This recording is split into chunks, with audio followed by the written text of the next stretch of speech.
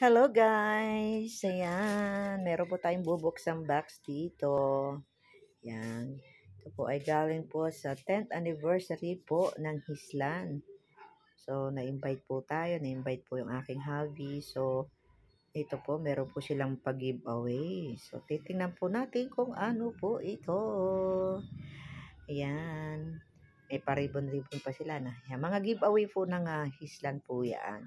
So, lahat po ng may bisita ay merong giveaway. Actually po, ang Hislan po ay gumagawa din ng giveaway ng PCBS Christian, mga Christian bookstore. Yan. So, tingnan natin kung ano po ang laman ng box. So, yan. Hirap na hirap si Inday. Ang hirap buksan. Kasi nag-iisang kamay, tapos yung isa nakakamera.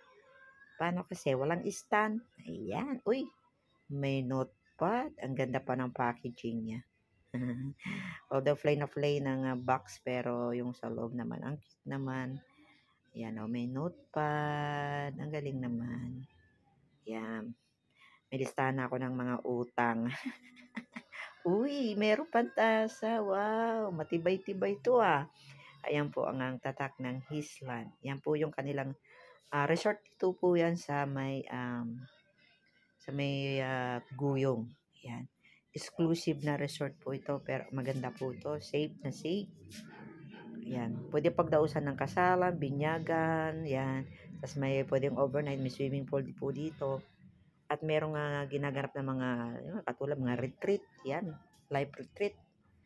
Yan. Mostly ang mga Christian, ang mga nagiging customer ni nung may-ari dito. Yan. Meron pang patawel, di ba? O, sige. Yan po. Okay naman. Pwede na. Yan, pamunas ang ating face towel. Ayan. Puti at meron pa silang tatak ng Hislan. Ayan. So, ayan. Ikikip ko itong ating box. Baka sakaling magamit sa iba.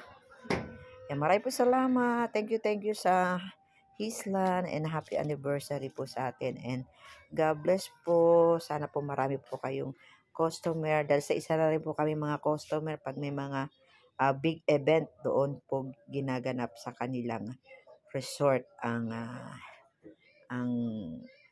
mga mga palaro, mga Thank you and God bless.